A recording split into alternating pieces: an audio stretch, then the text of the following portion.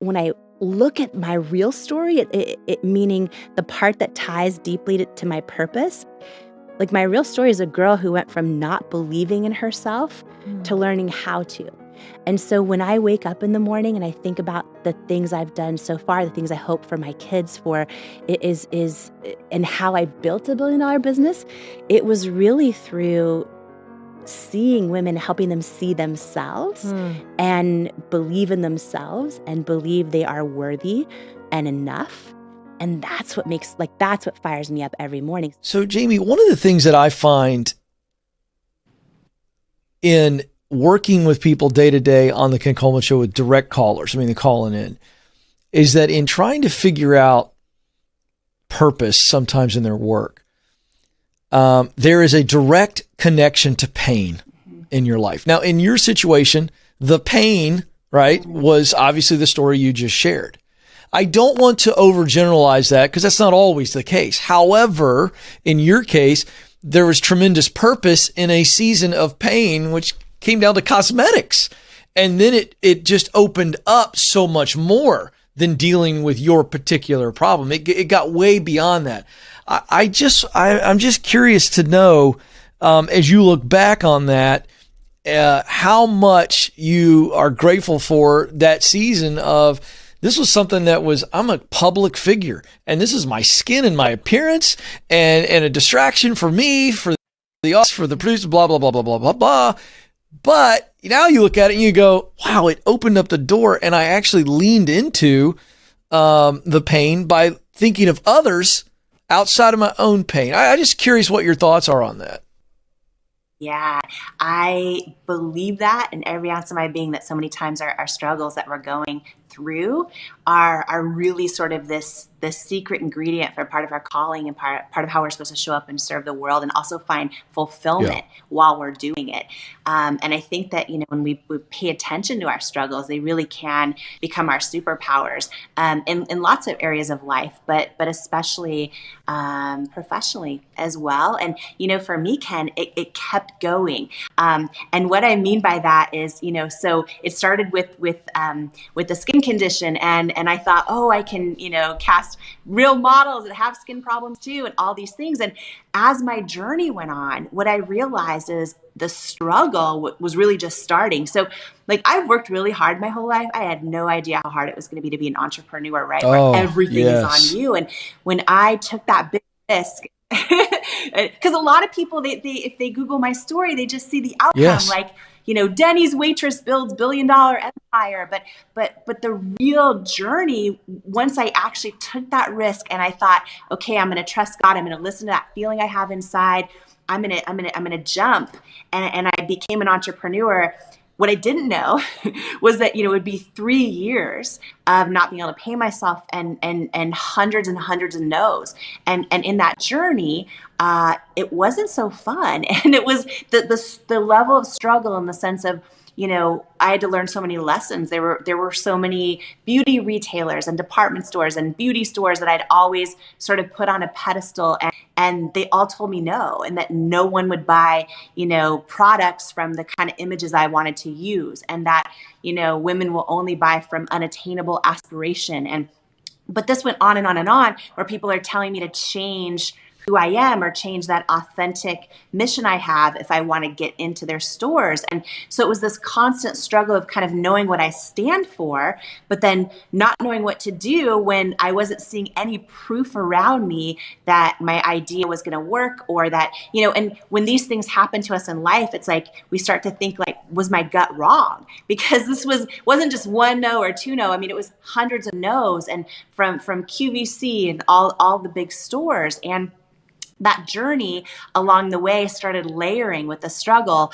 And what I mean by that is we were about 2 years into the business and down to under $1,000 in my personal bank account and the company combined, which meant I could only keep the lights on a few more weeks. So I didn't know what we were going to do. And we got a big call from a potential investor who I was so excited about. It's a huge private equity firm, and they're really well known for taking, early stage companies and turning turning them into household names, and they loved our product because it was really good. It wasn't selling very much, but it was really good. And we started doing meetings with them, and we got to the diligence phase where I showed the whole product pipeline, and I thought this was going to be like life changing, because I thought, man, if they invest, A, I'm not going to go bankrupt.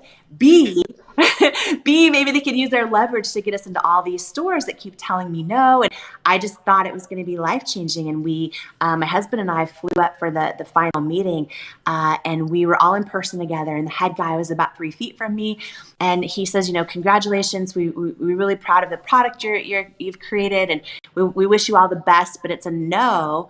We're going to pass on investing in It Cosmetics. And I was like, okay, can you tell me why?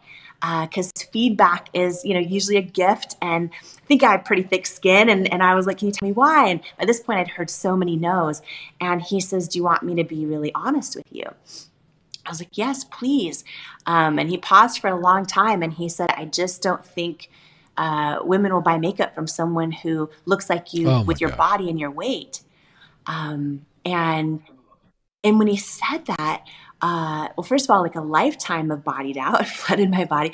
And I never got mad at him, actually. I went in my car and cried, but the thing that I'll never forget is in that moment when he said those words, I just don't think women will buy makeup from someone who looks like you with your body and your weight. I'll never forget this. And I believe this is how we hear God, at least for me. But I remember in that moment when he said it, I got this feeling like deep down in my gut that said he's wrong. I remember that feeling like it was yesterday. And, what ended up happening is like the next 6 years, so we've all had someone look us in the eye and tell us, you're not enough, or I don't believe in you, or your dream, or we all have those moments in life. And I just remember that the next 6 years, there were so many times where like those words would come back in my head, and I would literally I would imagine myself turning down the volume on them and turning up the volume on that feeling that I had in my gut that said he's wrong. And just to finish this little part is 6 years later, when we were in every retail store and we became the largest beauty brand in QVC and all those things, when L'Oreal acquired my company that I started in my living room, we found out the day before the deal closed that they were going to announce the purchase price. I didn't know they were going to do that. And the day that they did, it was the homepage of the Wall Street Journal. It was everywhere. L'Oreal buys It Cosmetics for $1.2 billion cash. And I heard from that guy. I hadn't heard from him in 6 years. I heard from him, and he said, congratulations. I heard about the L'Oreal deal. I'm so happy for you. I was wrong. And I learned that it would have been the most successful investment in his firm's history. But also, the famous saying, rejection's God's protection. Had he believed in me back then, I was so desperate, I would have probably given him most of the company for no money. Exactly right. Because he didn't. Right? Well, by the time we sold, we were still the largest shareholders. And the last thing I just want to say about your question about just when we go through those struggles and the pain and all of that. What's so cool is that that rejection that I faced from him, that tough. Listen, I cried many times over it, all the things, but I never felt anger toward him. I realized, oh wow, my mission is so needed. He's just as much impacted by the way the beauty industry used to be as I was, and he thinks I can't make him money because of how I look, and so my mission's really needed. And then when I eventually got traction with the company, and it wasn't just models with skin challenges, it was also every women of every age and size and skin tone, and what's really cool is right now, as we're speaking live, It Cosmetics is the largest luxury makeup company in the country, and about 95% of our millions and millions of customers have no skin challenges at all. They just identify with the same emotion and the same feelings of why I created the brand, right? So I think our pain, when we're able to process it and use it for something greater than ourselves, that's such a part of, and I believe every person can do this Yeah. in their own lives, in their own ways. Well, you just mentioned in that answer two of the three indicators we talk about all the time, which is how you get clear on what you're supposed to do in your professional life. And passion and mission are all over the answer. And, there's multiple languages where the root word of passion means to suffer. And I think many times we hear passion and we think, oh, excitement all the time. And it does. Passion evokes a strong emotional and physical response. But it is really deeper than that. When we talk about passion, Jamie, we're not talking about an emotion. We're talking about I'm willing to suffer for a cause. And you did. You almost lost everything. I mean, you went through incredible amounts of difficulty, and we heard that. And that is suffering. There's no question you suffered professionally and personally to make it happen. Also have made a huge difference in women's lives around the world because you are extraordinarily philanthropic. $40 million worth of product and monetary donations to people that are struggling with cancer. And what is next for you? Because you are right now in the middle of figuring out on this next leg of the journey called life what your purpose is and what your next thing is going to be. What tools are you using or how are you thinking about it? And it's really important topic because so many people, particularly after the last 3 years, have had a profound life change thrust on them. Yes. And they're looking ahead at an open road, wondering what their purpose is going to be, what they're going to do. Can you just speak to that person for a minute about how you're going about figuring it out? Yeah.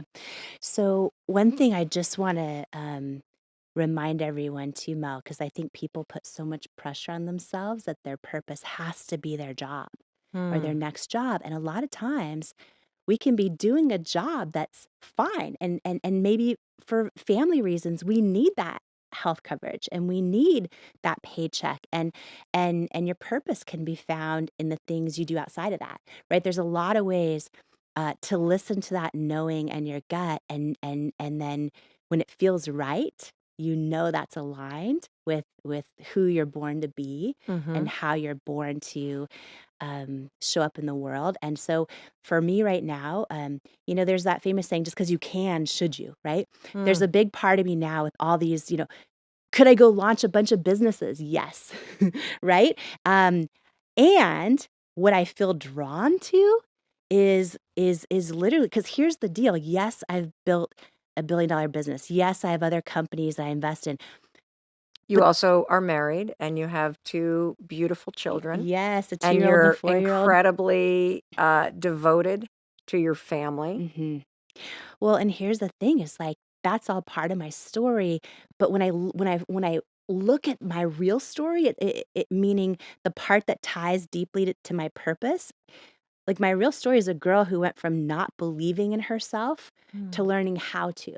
And so when I wake up in the morning and I think about the things I've done so far, the things I hope for my kids for, and how I built a $1 billion business, it was really through seeing women, helping them see themselves and believe in themselves and believe they are worthy and enough.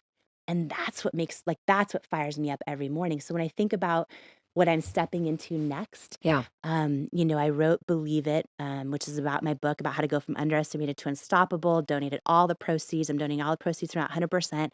I funded leadership. Hold on. Let's just underscore that. So she writes a New York Times bestseller, donates all the proceeds from the book Yeah. to nonprofits. Just donates them. Yeah. And the book is just, It's incredible. Thank you. It's like a little manual that you should have on your bedside table because Jamie will be smiling at you. Yes. And you'll see that you're not alone, that we're in this together. And her example of learning how to go from doubting herself to believing in herself is the journey that each and every one of us is on. Yeah. And so you're kind of in this soup of knowing that this is the area where you want to focus the impact, but you're Yeah. not being a very, very, very good friend of yours.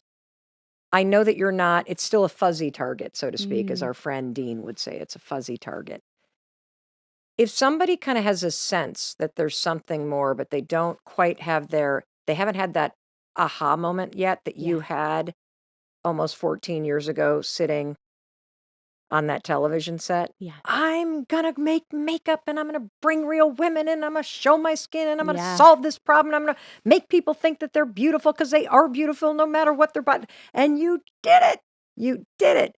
But if you're in the soup and you Yeah. don't have the vision yet, is there an exercise or something that you would recommend that we all do while we're waiting for that clarity and that epiphany to strike? Yeah, two things. One, waiting for it to be perfect can be the lowest vibration, biggest excuse, number one reason why people just never try and never get started.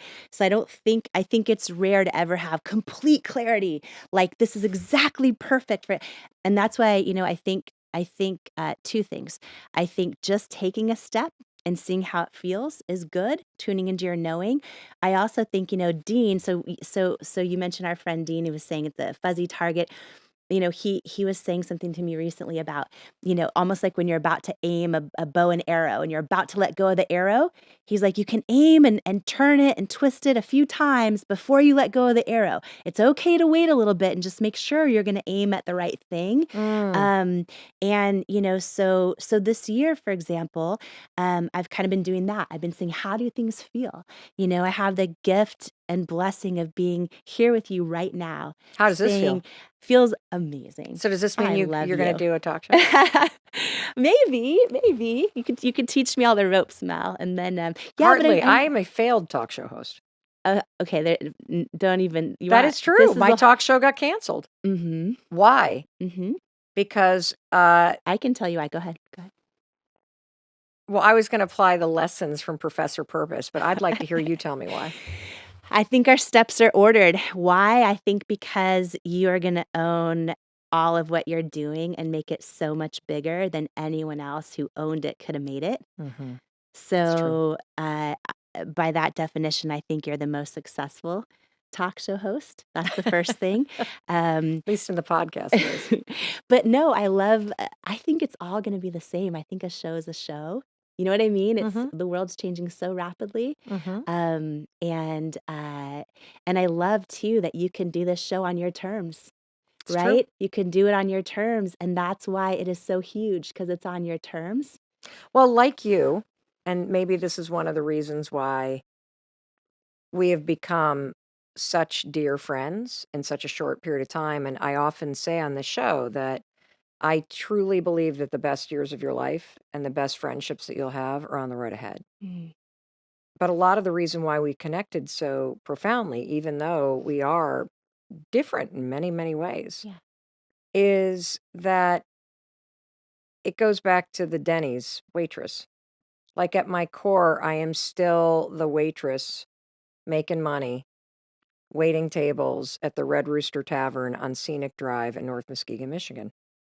Same as you, stalling because the fryer has now broken and the fried perch is not coming out. And I'm talking to the tourists from Chicago and I'm treating everybody kindly. And I know that all I want to do is impact people's lives that are just got their head down and they don't feel very seen or heard. And I want to make them know that they have it within them to tap into this incredible power inside them to create whatever they want in life. Yes. And it starts with believing yes. that you can and having somebody like you on who has demonstrated that is really important for people to hear. On that topic of friendship, I love so much that you are the friend that people need to your audience. And what I mean by that, and I'm honored to be the friend for this episode with you to everyone. And what I mean by that, Mel, is I think you and I love each other for who we authentically are. The Denny's waitress, the Red Rooster waitress, right? And we also are friends that help pull each other into who we're Yes. becoming. Yes. And I think so often, and that's why I love, and your show also, as you know, of course, but I just want to call it out that your show can be this for people who feel like, how do I find those friends that help pull me into my future? Because so often the people around us, while they might mean really, really well and love us dearly, pull us into our past, or for their own comfort zone, want us to stay the person we were or are. And it's so important, because we're talking about purpose, Yeah. to try and add friends to your circle who truly want the best for you, not just what they think is the best for them in you, but like want the best for you. And you do that for me. I do that for you. Yes. This show, your show, I know does that for people as well. Yes. And so honored to be part of that. Thank you. Mm-hmm. This was about 14 or 15 years ago. So we're talking 2007, 2008, correct? Mm-hmm. In my opinion, Jamie Kern Lima is the reason why we have this real beauty movement. There always has to be the first person, and she was it. So when you look around the internet and social media and you see people doing naked faces, that was not something people did in 2007. It was all airbrush. It was all perfection. That was the beauty standard. There were no plus size or curvy models. That was not a thing back then. And so you've got a woman who is sitting in Seattle, who has no experience and no money, deciding that she is going to not only figure out how to create a makeup line for people who have issues with their skin, but that she's going to do something nobody has ever done, which is put real, normal people like you and me into her campaigns when she finally gets this figured out. And she's going to show people what her skin actually looks like in order to sell it. I mean, that was a revolutionary idea. She was the first. And I'm telling you this because you could be the first. You have something inside of you that is a problem, something that you can solve. And you could be the first to change the way that people think about an issue. And so, Jamie, let's pick up the story, because how do you go from this aha moment, like, oh my God, oh my God, oh my God, to doing something? Because I Yes. think some of us have aha moments, right? Yep. And then we But we doubt don't him. do anything. Yes, because we doubt him. We Yes. doubt him. We think like, oh, someone's already done it. Yes. Or, oh, whatever. First of all, if you're out there right now and you think, oh, you have an idea or a way you want to show up in the world, or someone else you want to help, but you think, oh, someone's already done it. Literally, there's only one of you in the entire universe, which by definition means no one has ever done it the way you're going to do it. So when I launched this, Say that again, Jamie, for the people that are like, whoa, whoa, whoa, kids, calm down. Wait, Jamie just said something. I was doing my dishes. Say that again. Talk about the fact that this matters. This is huge, because I think the biggest reason we talk ourselves out of things is we think, oh, someone's already done it. Yes. Someone's already done it before, who must be smarter than me or more talented or more whatever it is than me. And what I have learned and then proven, and I want to tell you too about I'm going to get so excited, Mel, because when you do this thing, like, don't be shocked then when there's millions and millions of rejections and people don't get it, right? Because it's never been done before, right? Oh, yes. Because there's only one of you. There's only one of you doing it the way you're going to do it. But just to recap that, there is literally only one of you in the entire universe, right? And so if you are going to show up to this world authentic, that means whatever you do, if it's authentic to you, it's actually, by definition, it's never been done before, right? And so when you show up that way, don't be surprised if not everyone gets it right away. Or, in my case, all the experts I put on pedestals all said no. That this idea of how I wanted to connect with women, they thought it wouldn't work, and they thought I wouldn't therefore make them any money. But can I ask you a question real quick? How did you go from the aha Yes. to starting? So what did that look like? Like, because I think, like, if you're in this space where, let's just use an example. You've never actually, you don't know the first, you have this thing about catering that you just can't get it out of your head. You want to do these events. You've never actually done this because you had never done anything with makeup. You had no idea what you were doing. Yep. You have an idea. and you have an aha moment, what was the first thing that you did to start to make this real? So leaning on that, why I had to do it and why it felt like it was going to be part of my purpose was a big thing that helped me actually take the risk, quit my job. Wait, you And quit your job because you had an aha moment? yeah, it was deep. I was like, if I had What did it all, feel like? it felt like, if I didn't do it, I would wake up the rest of my life with this pain in my gut, this longing, knowing I was created for more. It felt like if I didn't do it, I would have the pain of regret. And if I did do it, I might have the pain of failure and maybe the pain of embarrassment and then maybe the pain of, oh, wow, that doesn't feel like it went how I thought it was. I knew it was this big risk. I Yeah. knew I was leaving what I thought was my dream job. Why did you have to quit your job? Just curious. It was literally from day one, I was all in. Like I dove all in. I knew if I was going to do this, I needed to just go all in on it. I started, I do not recommend this, but I started working like 100-hour weeks from the beginning. I was so freaking passionate about it. Like I couldn't stop thinking about what if I can actually figure this out? What if I can literally, because it became a big So did you have dream. any savings? Like, do you have a little bit of Very savings? little Because you didn't savings. pay yourself for the first 3 years that you did this. First 3 years. So basically, my husband and I wrote this business plan, right?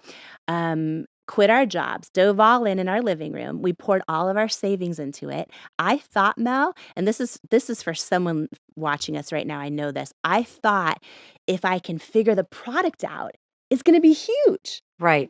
And then I realized, like, oh, being an entrepreneur or launching a dream is not always that easy. We put every penny we had into it, and once we actually created a product, and we were scrappy. If you want And to how know did you create a product? Like, are you in your Yeah. kitchen buying stuff at the grocery store, or how does this even work? Okay, so no, so first, I love that technology is right there, right? So researching how are makeup formulations made, who makes them, what are the FDA regulatory compliance, all the unsexy stuff I know nothing about. Just diving into the research phase of how does this happen, and then what I learned is that manufacturers are makeup companies' closest held secrets, right? Like closest held secrets. They won't disclose who they work with, but a lot of these big manufacturers work with all the top brands that you see or a handful of them. Gotcha. So I started. So are you saying that all of the brands and top brands that you see are basically manufactured by a handful of companies? Yes, Okay, handful of got it. companies, and then some do it in-house as well. Gotcha. So what I did was scrappy. I walked into a Sephora. I wrote down the name of every single brand in there, went home. I had no money, right? Cold call every single brand and saying like, "Oh, I'm looking for a really great manufacturer. Could you let me know who you manufacture?" And then they hang up on me. You know what I mean? One after another, after another, after another. And I got this really small brand in a totally different kind of positioning where the girl who answered said, "Oh, here's who we use. They're in New York City, blah, blah, blah." So that was my first manufacturer. Reached out to them, had a meeting in person, had no money, poured this idea out to them. They took a risk making me samples.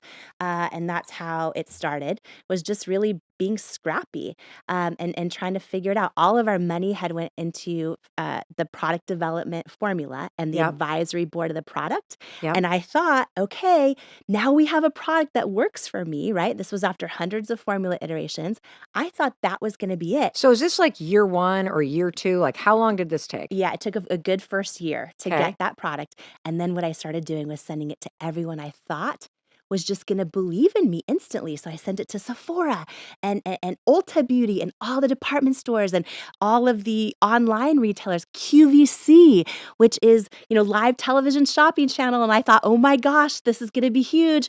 Every single one of them said no after no after no after no. And to your point, it became 3 years of not being able to pay myself, 3 years of hundreds and hundreds and hundreds of no's, of crying myself to sleep at night. Were you and your husband like fighting like crazy? Like, you should go back to work. You should, but why do we do that? Like, were you like doing that? You want to know what it was? Yeah. We still believed in it, but we weren't sure how we were going to make it. It was like friends and family that were like, wait, you quit your job? Are you sure you should have quit your job? Or wait, you still haven't made any money? Like, it's been 3 years, right? So you hear all of this, the voices get so loud. Yeah. The loudest, though, were my own self-doubt.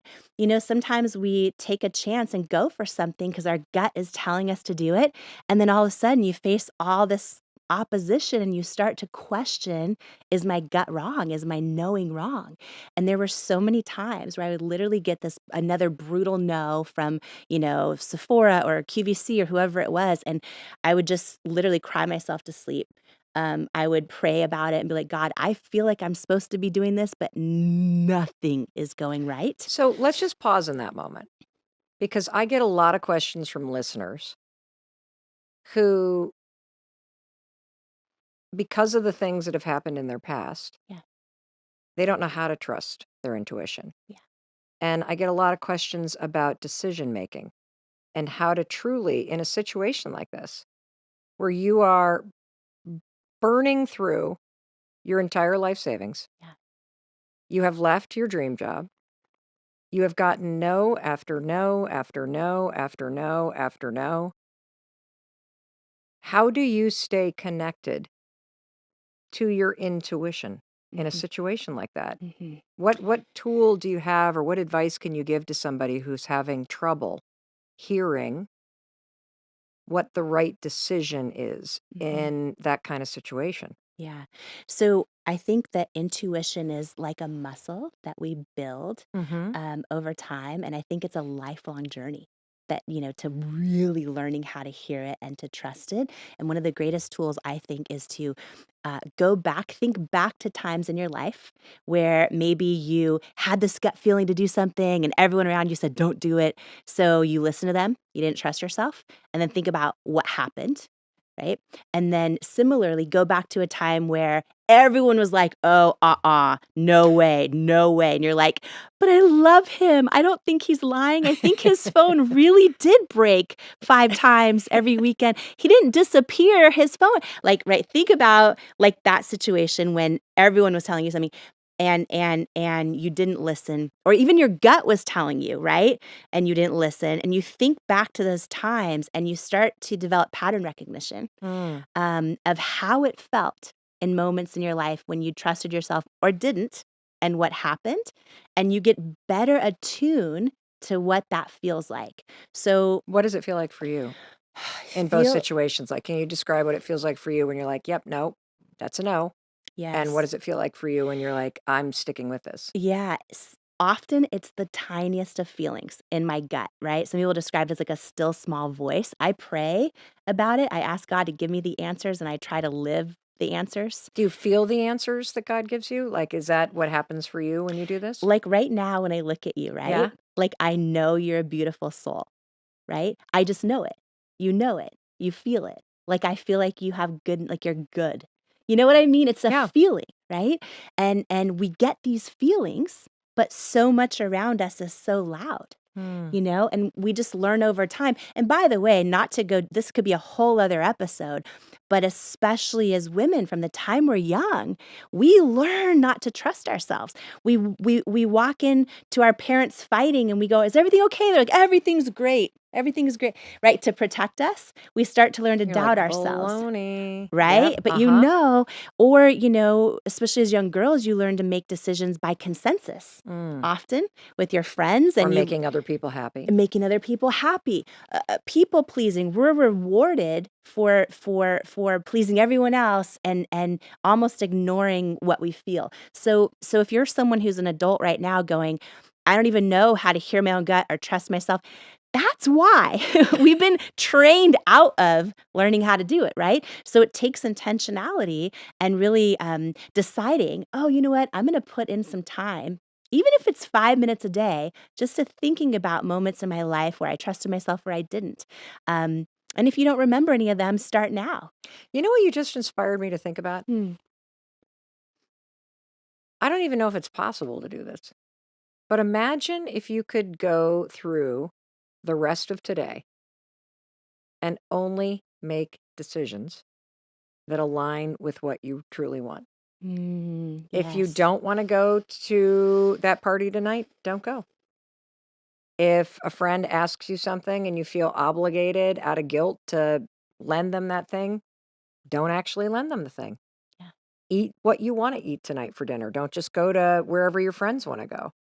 Like, I think that would be a real eye-opening experiment if you were to do that. And you start building that muscle, right? And the more you do that, some people don't even pay attention to what they actually want to eat for dinner. They're just like, what sounds good to everyone? But to your point, when you start paying attention, then you also start building that knowing of hearing your own knowing.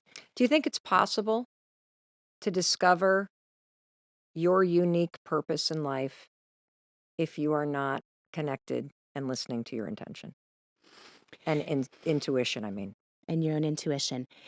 Here's how I think it's way more likely, and you're gonna actually discover more than one purpose often if you're really tuned in to your intuition and you're intentional about it. But what I'll say for someone who feels like they can't hear their gut, but they still want to find their purpose, a friend of mine, Rory Vaden, says that you're best positioned to serve the person you once were. Right? Trent Shelton, our friend, says one day the things you're going through right now will be the things you made it through. Yeah. And what I would say to someone listening right now is look at something in the past that has broken your heart, that has caused you grief, that has been something that you care deeply about, whether it's positive or negative, that you've gone through, something you care deeply about, or maybe pain you've gone through, something you have made it through.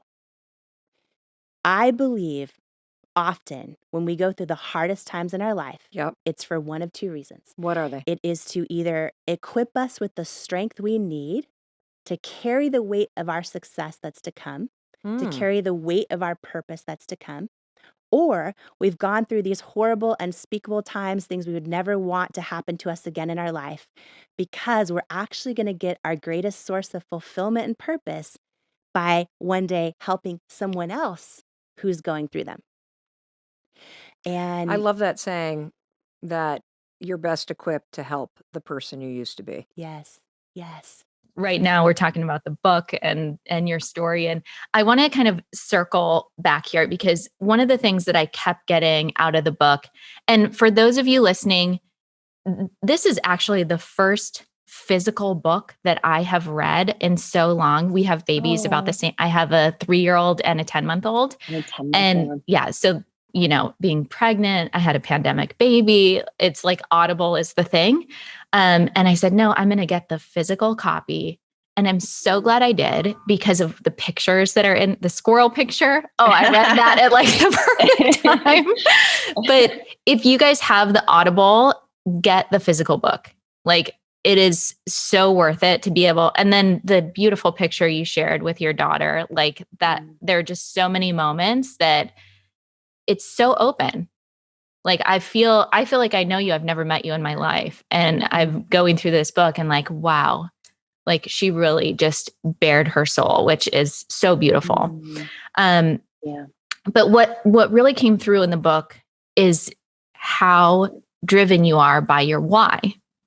And this why to change the beauty industry, to change the way that to really make real women the star of the show. And I'm curious, now that you've sold your company, now that you've become a mom, now that you're in a different place in your life, are you still driven by that same why? Or has it kind of expanded in a way now that you're an author and so on? Yeah. Thank you for that. I think too, the power of your why. And one of the things I talk about in here that I'm so excited you're doing a book club and everything else, because I think doing the work of the why, but then peeling back the layers and going so much deeper on the why beneath the why. I think that so many people, whether they are estheticians or spa owners or launching their own product line or a person that just has a goal in their goal journal, so many people will come up with a why, if they've even done that, right? A lot of people don't do that. They'll see companies have a big why or a mission statement, but then for their own goals, they don't attach a why to it. And I think it's so important to do that because it makes us so much less likely to give up. When we have a really strong why, we can lean on it when times get tough. And one thing I just want to share, especially for your community, is the importance of not just having a why that sounds really good, that when you share it with other people, they're like, that's amazing. Often that why still isn't deep enough to make you not quit when times get tough, or to, keep going when you feel like no one else is believing in you. And, for my why, I could have just said, oh, I want to create a product that solves my own problems, or I want to create products that help so many other people. And that would have been true. It would have been true. But one thing, and again, I did so many things wrong, as that I talk about in the book. One of the things that I did right was I peeled back the layers on the why, like to the why beneath the why. And this is what I want to challenge everyone to do as well, to something that was really deep. And for me, I had realized my whole life, I had seen these kind of commercials on television and in beauty ads, and of what the world told me beautiful looked like. And I always aspired to look like that. I loved it. But as a little girl, I realized, oh, wow, they always kind of made me feel like I wasn't enough. And when I grew up, when I eventually got rosacea and all the things that I was like, why can't I find makeup that works? And then I realized, oh, I've never seen a model with rosacea saying, hey, this is great. And so I had this deep why that came from a lifetime of, I guess, the feeling of not enoughness, where I realized, oh, let me not just create a beauty company, but put real women and men, all different ages, shapes, sizes, skin tones, skin challenges, call them beautiful and mean it, for every little girl out there. Like, maybe I can do this in time to prevent other little girls out there who are about to see these images and start doubting themselves, right? And help shift perspective on what is beauty for every adult who still struggles with that. And so that why was really deep for me. And I think that, for everyone in your community, whether their hopes and goals are to, work as an esthetician and just feel joy in their job for the next 40 years, or maybe their dream is to start their own product line or their own, expand their spa business, whatever it is. I just think peeling back the layers, because a lot of times people will have a why that's like, oh, I want to help people, or I want to make women look and feel their best. Yes, I want to make women look and feel their best. That's a great one. I want to pay for my kids' college. It could be any of these things. And they sound so great when you share them with other people. You gotta go deeper. And it doesn't mean it's a different why. It means take that why and start going deeper, because I feel like we have to be doing something that's truly meaningful to us, that's so much bigger than ourselves, to be able to lean on and keep going. And I think that's so important. And that's one of the things that helped me keep going during all the years of rejection. It was tough. And anyone in your community who is starting a product business, I'm excited for them to read the book, because I talk also just about, like all the scrappy things and the unglamorous things and the things that what do you do when people copy your product? What do you do when, all those kind of things. But just having that why to lean back on, I think, is so important. And I think a lot of people put pressure on themselves for like, what's your purpose? And I think we can have several purposes. And I think that they can continue to evolve. My whole life, I thought I was going to, I would watch Oprah growing up, and I thought, oh, one day I'm going to, share other people's stories with the world and have a talk show. And I was working in my dream job, I thought, as a news anchor. But when I got rosacea, and when I started realizing there's this need in the beauty industry for products and a whole new message, I had to know, I learned that knowing when to let go of a dream is as important as knowing when to go after one. And my purpose shifted in that moment. And I chose to kind of trust myself in that. And, now as a mom, definitely, definitely. And also just, I had a moment, I don't talk about this in the book at all, but just to share with you, I had a moment about 2 years ago where I'd all of a sudden realized, oh my gosh, I was in my living room for years. We built to bigger offices, over 1,000 employees, sold to L'Oreal. And I was sitting in this corner office that was brand new. It was my first time sitting in this brand new corner office at the It Cosmetics headquarters. And our new offices were over 60,000 square feet. And my office overlooked the whole Manhattan skyline. And I had this huge bathroom. I don't know why I just felt like a bathroom was a big deal. Like I have a bathroom. And it was like an office bigger than almost any home I'd ever lived in. And I sat there in this moment knowing a couple things. And I just was like sobbing in my office going, wow, this is so beautiful. The art on the wall. Where am I? This is not how I was raised. But also, wow, like I made it. Like that dream became this reality. I felt like I was in the movie Devil Wears Prada looking around going, where am I? And I could have stayed there, right? But the mission and the purpose and everything that I had dreamed of, L'Oreal's done such an amazing job at building that out. And, I stayed on as CEO for 3 years post-acquisition, and we doubled the size of the company the first 2 years post-acquisition. The team is incredible. And I sat there in that moment going, oh, wow, right now I could start doing all the cool stuff. Like right now I'm in this office that the world tells me is what significance looks like.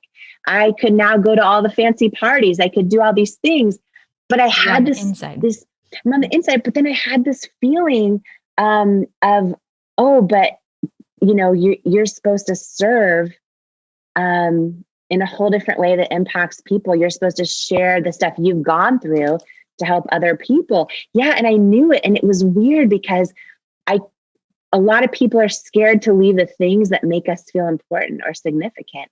And I knew if I stayed there, it wasn't where I was supposed to be anymore. And it was really hard. And I sobbed my eyes out sitting in that office, and I made the decision to step away, and it was really hard, but it's because I felt, to your question, I felt my why and my purpose was transitioning to something new. And I knew if I ever wrote a book, I'd want to donate 100% of the proceeds, which I am, to Feeding America and Together Rising. But I also know that when we really share our stories, that's when we all come together and get stronger and rise higher and go, oh, I don't want to make that mistake. Or, oh, that's how Jamie handled that person telling her she's not enough. I'm not going to let anyone look me in the eye. Relatable. The book is so relatable. And I mean, we both have suffered miscarriage, and just sharing that, I think for so many women, there's a shame around that. And there's a scary piece around that. And I remember when I told my community, I felt like I had to tell them because I was just going underground. I needed time to heal and couldn't show up in the same way. Yeah. And I received at least 50 emails from women sharing their story and saying thank you and for sharing. And I realized, like, on such a small level, just by me sharing that I went through that and the pain, and that, like, I'm okay and you can keep going and it's normal and there's nothing wrong with you. And so when I was reading that section of your book, I'm like, this is incredible. Just this alone, sharing that, like, this happens and you're okay and you're normal and you can keep going and you can be a huge success and you can have a family, was such a beautiful piece too for women to hear, because that can be devastating. That can stop you from going after your why, so such a big piece. Yeah. And it's really hard when we're in the midst of struggle and setback. And I, just to share one thing, I did this kind of big book launch event this week where I invited a couple friends to speak. One of them was Robin Roberts of Good Morning America. And she shared something. You just reminded me of that. I want to share in case this also as of service inspires, your whole community too. We were talking about our greatest accomplishments and things like that. And she said something, and Robin has won every award you can possibly win, and she's in the Broadcast Hall of Fame, and she still wakes up all of America, Good Morning America, every single day. She's won every sports award, everything. And she said the things that fulfill her, the things that she is the most proud of in her life, aren't anything she's accomplished. It's the things she's overcome. So the things that literally bring her the most joy, most fulfillment, most she's most proud of are the things she's overcome. The biggest opportunity for growth. Yeah. And just also, yeah, completely. And then just knowing we're strong enough to get through them and then can be there. Like, I'm sure you're sharing your story, you know, helps everyone else process their own experiences, especially people that have been keeping them to themselves or not really sure or feeling alone in them, right? Feeling like it's just them or something's wrong with them. And, you know, when I was I went through a decade of not being able to carry pregnancy to full term and had several different times where that was really challenging. And I was hiding it for a long time. None of my employees knew. And we were doing fertility treatments and all the things. And, you know, I felt like my body was betraying me, like my body was failing me and like, you know, what was supposed to happen wasn't happening. And there's so many emotions that come with that. And, you know, I had also found out by surprise I was adopted, and there's so many things. But you guys have to get the book. You've got to get the book. What I have experienced in my own life and having so many amazing folks on the show, yourself, Brene Brown, Arlen Hamilton, Richard Branson, so many folks who have created the success. It seems like there's a bunch of common threads, but one that I want to pull in right now and get your take is you scratched your own itch, right? That this solution to the problems that you were having with makeup as an on-air anchor it could be seen that is obtuse and out there, and how many people have this problem of being on camera and makeup cracking, and yet, you know, here you are on the other side of, you know, creating, as you mentioned, the largest, you know, beauty brand that's going right now. You solved your own problem. How important was that? Did it, you know, and what are the, you know, give me like a little 360 on that. What were your thoughts at the time and your thoughts now if you were going to give advice to someone? Because there are so many people that not only do they just have an instinct of maybe a direction to walk, but they don't know what to do, and they're looking to solve other people's problems. And I have a fear that if you try and solve other people's problems when the going gets tough, you don't have the conviction. But these are my words, and I want to hear yours. Yeah, I think that, you know, I think we always hear the classic entrepreneurial story, right? Of like, oh, I have a problem and nothing out there solves it. And I created something that did, and now it's a big success. So there's so many examples of that out there. But I also think that makes so many people put so much pressure on themselves that they think that they need to have something so, you know, specific or personal to them for it to work, or they need to be solving their own problem for it to work. I think that, meaning for their dream to become successful or to catch on or to, you know, I think that every single person, if they really follow like their own, how do I say this? It's almost like a gravitational force that you feel, right? You're knowing inside of what brings you joy. What do you have that just feels right, and you feel in flow in your doing, and you feel called to do? I feel like that's the magic, not do I have a specific problem for me that I need to solve. I think that while that can be your gravitational pull, and that can be a really, really strong one because you have a really personal connection to it, I don't think that has to be there for somebody's dream to be as valid, as successful, as everything. I think that it's, you know, I mean, I'm sure there are people that just feel pulled to paint on a canvas and express themselves, and their work serves the world and helps heal humanity through love and inspires other people and helps brighten their day and, you know, helps them understand themselves better. I think that us really learning again, going back to knowing, what is that thing that brings us joy, that makes us feel in alignment with our own, calling. And it's okay if you don't know that yet, right? It's okay if you haven't really figured that out yet. But I think it's a journey of paying attention to what feels right in your soul when you're doing it and when you're going after it and when you're creating it. And I think that if you don't have a specific problem, right? And to your point, if you're solving other people's problems, is that going to be enough?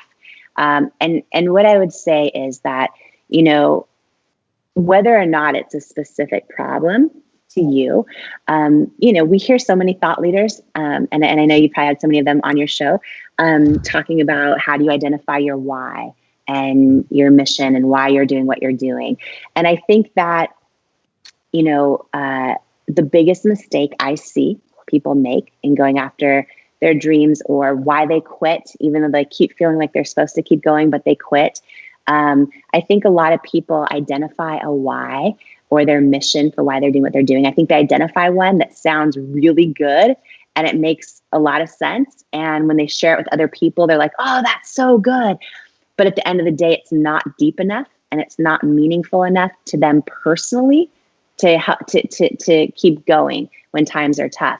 And so if your problem you're solving isn't personal to you, I think whatever you're doing can equally work if your why is deep enough and personal enough to you. And an example of this would be, talking about solving other people's problems. So if I had created my makeup company and said, oh, I want to solve my own skin problems, I don't think that alone is a deep enough why, honestly, for me. If it was, oh, I want to help so many other women, right? This would be an example of one that sounds so good. I want to help millions of other women solve their skin problems. And that was my why. If I shared that with anyone else, they'd be like, you're amazing. That's so great. But is that really deep enough to keep me going every time I got knocked down for years? And so, or I want to make a lot of money, or I want to pay for my kids' college one day, whatever it is.